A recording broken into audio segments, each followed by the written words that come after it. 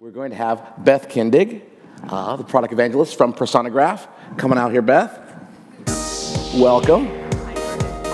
Wonderful to meet you.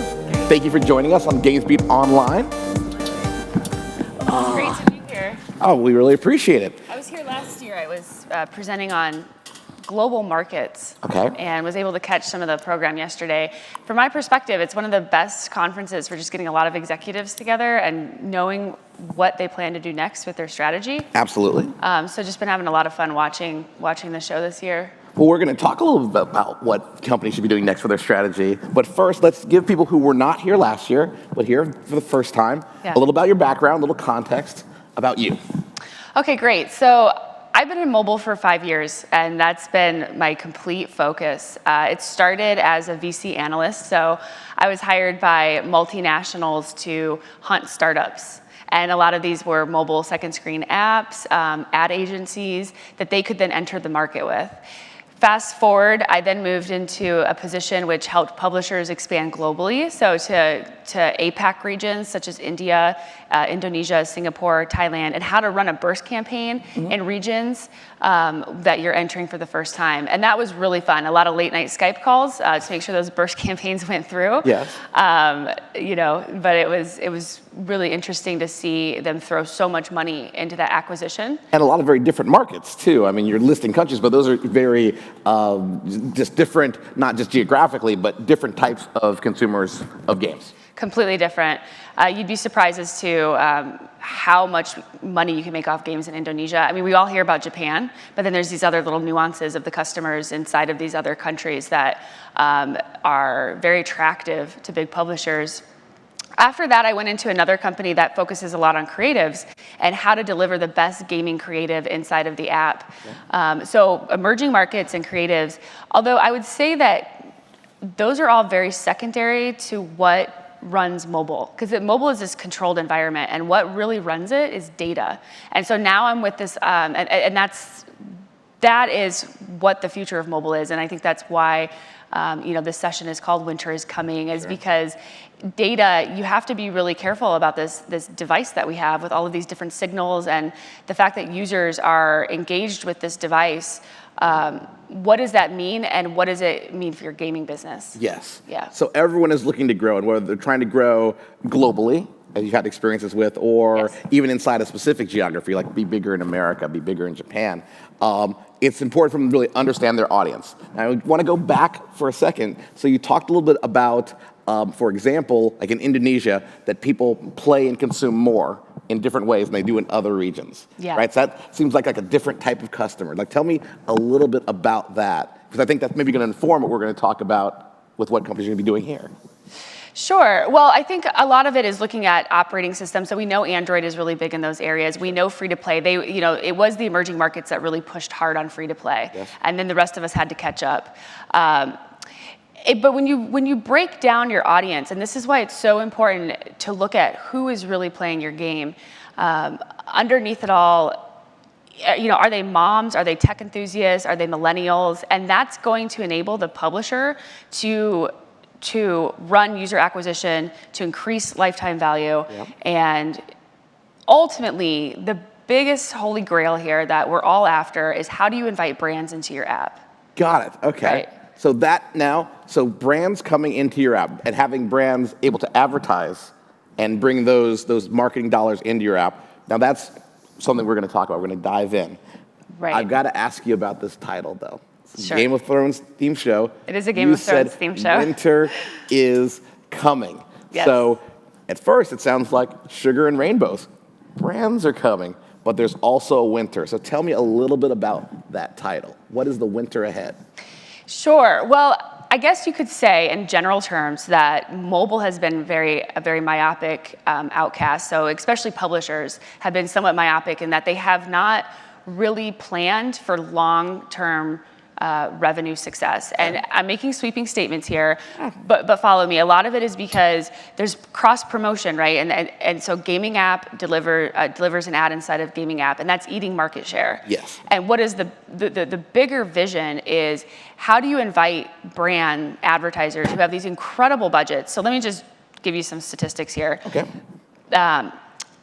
pretty much the top app install advertiser, which in gaming would be, Supercell or King, they spend about $500 million a year. Got it. And they fuel a lot of the revenue inside of gaming apps. They are the biggest advertiser. They are the, so to speak, like the Coca-Cola or the Ford, but it's inside, it's an endemic ad.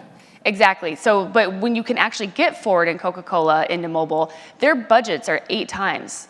So they're around $3 to $4 billion per year. Wow. And there's lots of them. Wait, now just to be clear, because it's a lot of money. Now you're saying specifically focused on digital ads, on mobile ads? Like what is that 3 to 4 billion? Is it the TV ads I see? Like what is that? So here's the opportunity. Okay. So these brands have 3 to 4 billion in their budgets. Yep. And time on mobile has now exceeded, according to the Bureau of Labor, has exceeded television. So you can see where their thinking is going. You have to think of it from their perspective. I've got my mobile device right here, right now. I won't see TV for days. That's right. That's right. And so we're spending 2 hours and 57 minutes per user per day on mobile. Okay. 2 hours, 48 minutes on television. Wow. So mobile has added an hour to the screen in the past 2 years. So these brands are starting to think about that. But if you look at their budgets, they're only spending 8% of their budget on mobile compared to 80% on television. So there's a lot of room. And so for sure, not all 3 billion or 4 billion of the budget would migrate to mobile. But if you could raise that to 20% of their budget, which would be a good allocation considering where consumers are spending their time, we're suddenly going to see many more publishers make a lot more money, especially in gaming, which lends itself to video. And that's where TV advertisers are most comfortable, is with the video format. Yep. And that level of engagement that gaming provides. So you can see the two. No, so I want to just jump into segmentation a little bit now because you've got my mind thinking. So you spoke about how I think it was 2 hours and 57 minutes and 2 hours and 48 minutes. I would imagine that as a segment, gamers, people who play games of all kinds, would perhaps be even more biased towards mobile, right? And I would think that another segment, I guess young people, right, who've always had a mobile device in their hands and it's part of their normal interaction, would be even more skewed towards mobile, a balance of mobile to television, versus older people who, isn't more of an ancillary item, like they get on the phone. So is that something that's being observed? Like if I'm an advertiser trying to draw in 18 to 34s or moms or like all the segments that play games, it seems like they'd be even. It's almost impossible to reach millennials anywhere but mobile. Interesting. Right. So you can imagine all these brands that are struggling to reach these up-and-coming 18 to 24-year-olds, and how do you actually reach them if they're not watching television? So. Yeah, it's interesting. Young people that they aren't cutting the cord, but never plug the cord in, right? If they go into adult, 18 to 24, right? They get out of school, out of high school, out of college, and don't get cable or don't buy a satellite, which seems. Right, if you're older, a little like, what? That's when you get your big TV. But like, no, you engage with me through mobile, and that's a great opportunity. Okay, now I'm getting it. It's also about reaching the non-core gamers for user. Now, if publishers want to look at how can I use audiences beyond brand advertising, how can I use it to expand my user reach? Yes. So we heard yesterday, the Candy Crush mom. Yep. And nobody really thought when gaming was driven by consoles that there would be moms at grocery stores playing Candy Crush. But that's a non-core gaming group, so you want to be able to move beyond gaming apps to reach them. Absolutely. But you're not going to be able to do that unless you run segments and know that your game is popular with females 35 to 44 that have kids. Gotcha. So Kim Kardashian app is a great example. That game is really popular with women that don't have kids. So now if they want to go and acquire more users, they might do that in fashion verticals or travel verticals because people without kids travel frequently.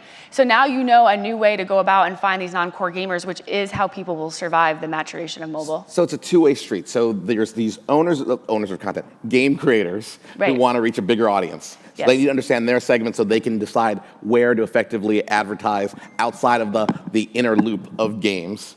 Like you just gave an example. And then there's also the advertisers who are like, I want to effectively reach an audience that is not watching TV, but there's information I need in order to do it the same way that I do it on TV or in magazines or any other medium. And that's sort of an expectation that game companies need to meet.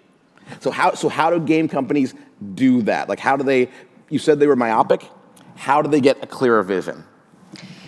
They really start by prioritizing who is using my app, not what are they doing. Okay. So for the most part, you'll see a lot of the products that people use to run analytics is very what are they doing. So it's session activity events, those completions, and are they leveling up? It's this very what-driven focus, and you really need to go deeper into who they are. Oh my gosh. Okay, so that's super interesting because that's how I think about sort of user acquisition versus user even retention. So when I think of acquisition, and this is my old time thinking, I would think what would matter is sort of, what are you, where are you, and when are you playing, right?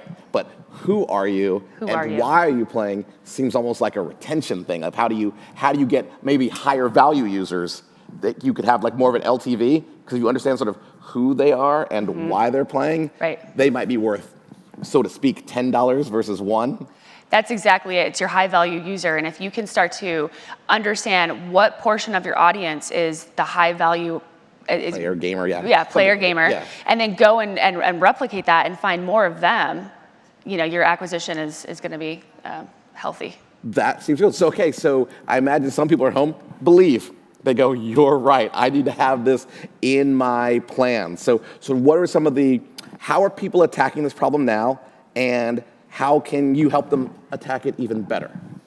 Sure. And are we talking about user acquisition or allowing brand advertisers in? You know what? We're going to do both. So let's first talk about, we're GamesBeat. Let's talk about game companies, right? I've got a popular game and I want to expand my audience across sort of those who's and those whys. How do I actually tangibly, do that? Because I've got a lot of analytics, which is exactly what you said. Who finished level 7, or whatever. But what you're talking about, what do I do? What you do is you connect to our platform, right? And we run Personograph, and we run analysis, and we hook it up to our platform. And what is returned is segments and demographics and interest and intent. So you're going to know, are they interested in fashion, travel?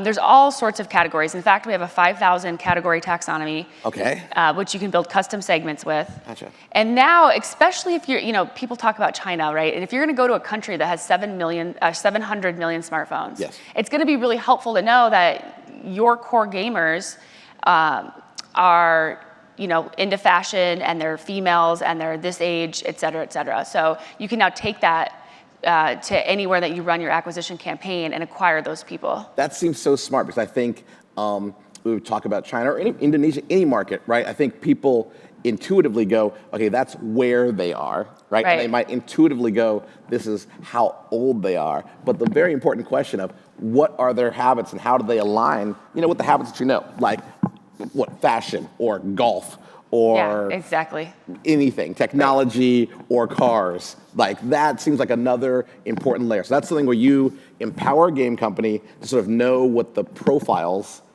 of their universe are. Okay, and then they can use that anywhere to, super smart, I get that. So now tell me, I'm a brand. So brands right now, it sounded like, and now tell me if I misspeak, they're not getting the information they need in order to buy effectively, right? That's exactly it. Mobile is not attractive to brands because we are not giving brands enough information for them to feel confident to allocate those dollars. Okay.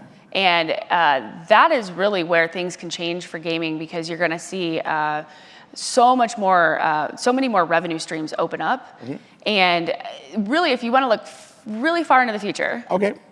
Is that far, like a month, a year, 5 years? I'm willing to look far. We're going to look forward, but I'm going to say 2 years. Okay, 2 years. 2 years into the future. GamesBeat 2017. You heard it here first. Okay.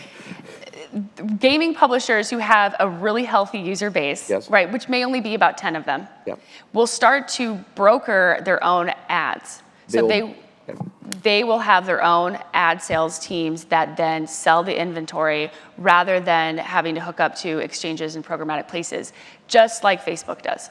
So there'll be channels. So sort of, I'm going to go back 5 years. So when I think about like the EA Sports having in-game advertising sales teams. Right. So you're saying in your mind that it'd be like the Supercell on-platform ad sales team, which is selling. Oh, okay, I get it now because they've got an audience. They've got a channel, like a TV channel, functionally, right? They've got like an HBO, right, or they've got an NBC, so to speak, and now they can sell against that. That makes sense to me. So Facebook has this really engaged audience. Yes. You know, and they have 2 billion users or something of that sort. So let's say that Supercell has a fraction of that, and it's still a valuable audience. And so if you can create audience segments where people can go onto a platform and buy those segments, yes, they can say, I want tech enthusiasts, or I want the people who are the soccer moms from Candy Crush. So I am, you know, a Target. Yes. And I want to buy Candy Crush inventory. Yep. And so I can go to the private marketplace and buy that inventory because I know that there are segments of new moms.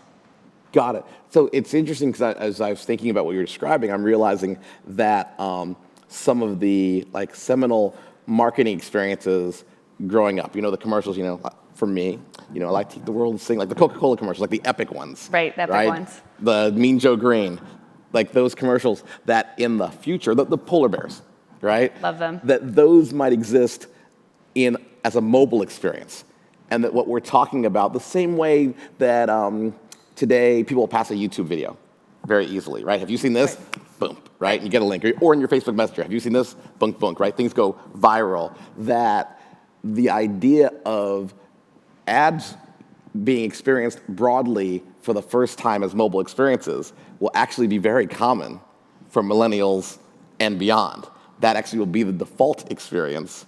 Right. And so for advertisers, in order to stay, you know, relevant, they've got to be in these channels. And as game companies grow and become these channels, it's going to be super interesting. Like, oh, where'd you see it? Oh, I saw it on Candy Crush, which makes no sense in a historic game sense. Right. But as you're describing it, 2 years from now, there'll be a time where we're able to have a really healthy discussion about the ratings and the specific, not just demographics, but what do you call them? Profiles? What do you call when you know they like golf and they like Albuquerque and they segments. Audience segments. Audience segments, which specific like golfers or wine lovers or fashion shoppers, new moms, auto enthusiasts are one of the top requested segments. Mm-hmm. Because think about BMW and Audi. Sure. What app do you go to advertise?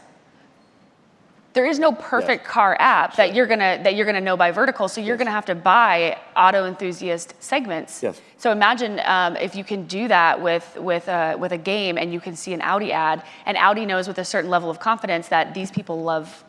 No, I'm with you. So I think about, so literally with auto enthusiasts and olden time thinking in terms of TV channels, right? You go, whatever, car and track channel, something with cars on it, NASCAR. But obviously there's shows where it might turn out that, I don't know, back in the day, Home Improvement indexed higher for automotive. And I think games could have same sort of thing where it's not just topical, right? It's not just topical. It's the segments that play it actually become part of the value proposition for these games. So wait, we got to make it actionable. So I've got a game, I come to you. Now, what if I'm a brand? How does a brand, do they engage with you? They absolutely engage with us. Okay. Yep, we are a programmatic platform, a data programmatic platform, which means that we enter the real-time trading with data first. So you're buying and selling audience segments instead of just apps. So I'm a brand at home. How do I reach you?